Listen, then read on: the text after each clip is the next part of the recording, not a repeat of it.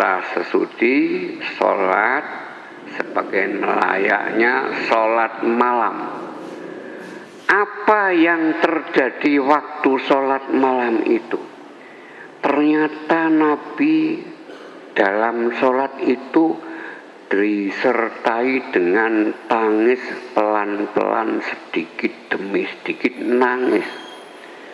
Tapi terus sepanjang perjalanan sholat malam 11 rakaat itu, Nabi terus menangis sambil sholat. Aisyah pun terharu, mengapa Nabi kok menangis? Biasanya ya sholat biasa, kok ini menangis. Begitu Nabi menangis sampai hampir selesai salat, Bilal datang akan melaksanakan azan qobla subuh. Zaman Nabi itu azan 2 kali. Qobla subuh pertama pakai as-sholatu khairum minan naum. Nanti nek sudah masuk waktu subuh itu azan yang kedua. Neng pun mboten kaya sakniki nggih, ndenggu karepe dhewe-dhewe itu tuntunan Nabi begitu.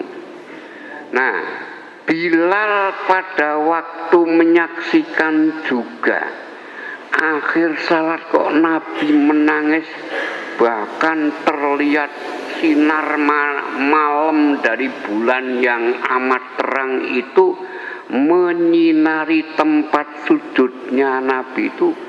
Tempat sujudnya basah karena tetesan air mata. Nah, begitu Bilal menunggu sampai salam, baru Nabi menegur. Kok Nabi? Bilal menegur, wahai Nabi, apa yang engkau tangiskan? Bukankah engkau telah diampuni segala kesalahan dan dosa? 1. Bukankah engkau pasti masuk surga? Apa jua yang ditangiskan, wahai Rasul? Nabi menjawabnya, apa tidak sepantasnya aku bersyukur kepada Allah karena diberi ampunan dan pasti masuk surga itu. Surga itu sangat-sangat mahal. Kalau diganti sekedar 22 tahun umur Nabi dakwah itu, kalau secara lahiriah tidak cocok, diganti dengan kenikmatan sepanjang zaman. Itu yang betul-betul penting. Maka Nabi-nya, apakah tidak sepatutnya afala akuna an askuru? Apa aku tidak sepatutnya bersyukur? Belum cukup. Ini yang penting.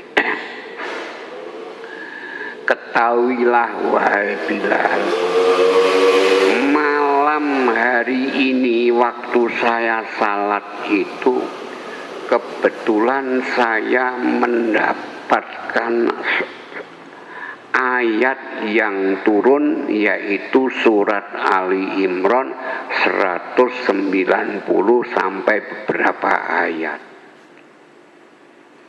Tadi udah, inna fi khalqis samawati wal ardi wa ikhtilafil laili wan nahar la ayatil liulil albab. Malam ini saya mendapat diturunkannya ayat surat Ali Imran 190 sampai beberapa ayat. Nabi belum cukup. Wailun liman qoro'a, ini yang saya tak hafal ya. Wailun liman qoro'a, celaka neraka wel orang yang membaca ayat ini tapi walam yatafakkar fiha, tapi tidak mau memikirkan seperti kehendak itu. alladzina yadhkurunallaha qiyaman wa qu'udan wa ala junubihim wa yatafakkaruna fi khalqis samawati wal ard Rabbana ma khalaqta hadza batila sampai selesai. Celaka itu yang diucapkan Nabi. Kita kapan pernah memikirkan ciptaan alam ini? Baru sekarang ini Anda dengar, gitu nggih? Nek le ngaji do ngaji, ya, gitu nggih? Ya motong ketemu neng surat Ali Imran surat baru yang ke berapa? Kelima atau ke berapa ya Ali Imran ya? Jadi masih permulaan surat saja. Alif Lam Mim Al-Baqarah An-Nisa baru Ali Imran itu. Itu di sana ada ayat 190 sampai beberapa ayat menyangkut penciptaan Tuhan.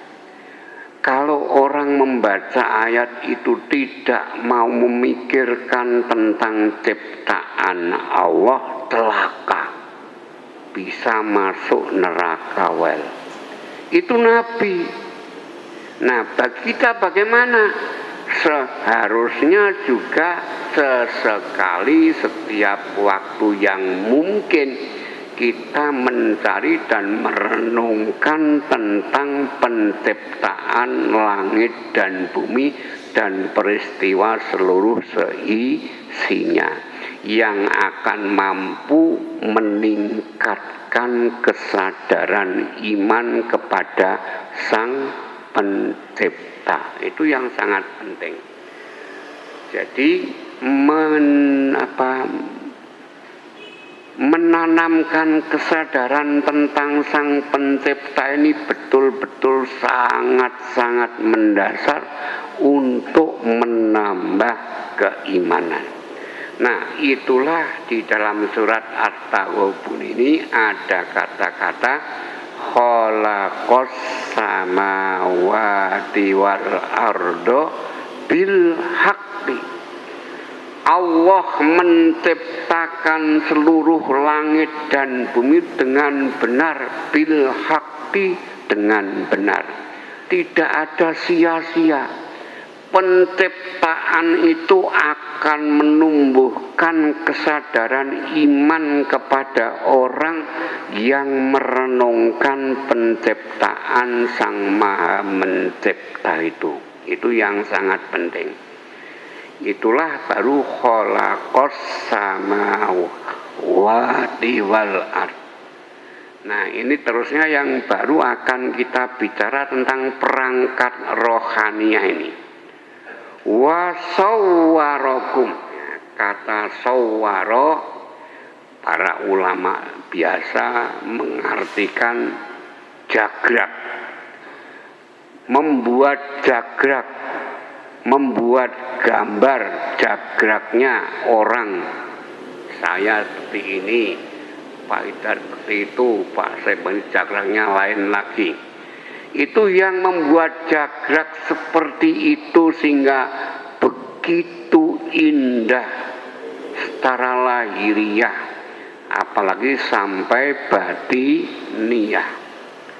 Secara lahiriah sudah jelas jagraknya itu.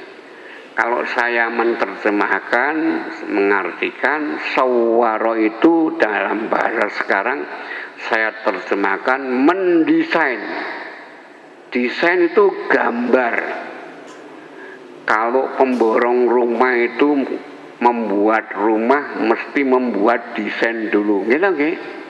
Membuat gambar lengkap. Ya, maketnya, gambar lengkap. Apa saja sudah ada di situ. Kamarnya seperti apa?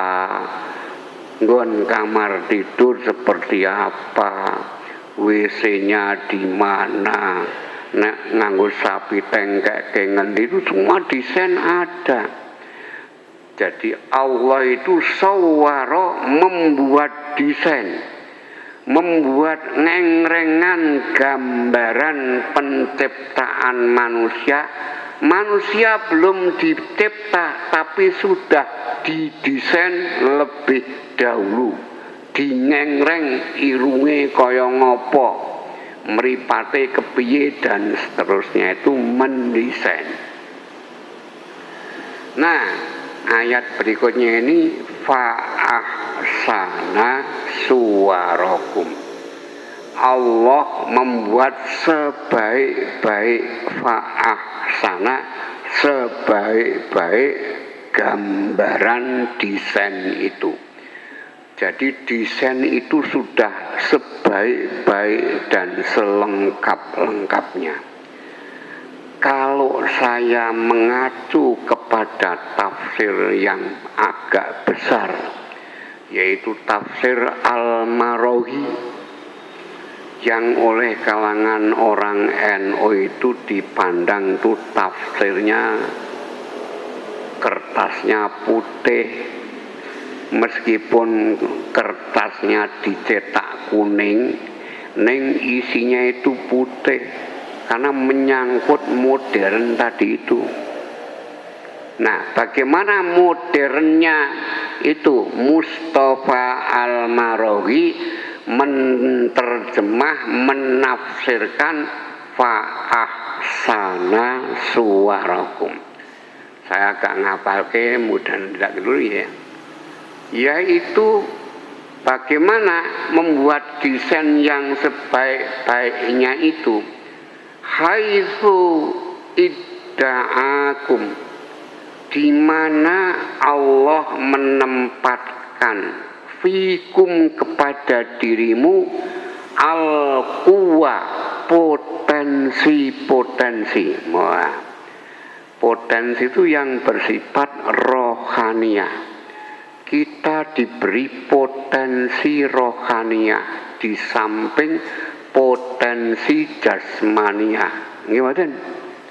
Kita bisa mengangkat tangan, kita kuat, bisa berdiri, bisa jalan, meskipun mengtimi-timi itu punya kuah, punya potensi, masih bisa jalan, raketan mengtimi-timi, ya, itu kuah.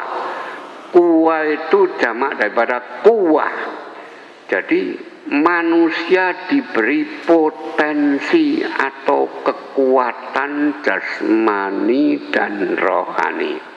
Satu, itu tafsirnya ya, haitsu auda'akum fihi al-quwa, diberi potensi, intinya begitu.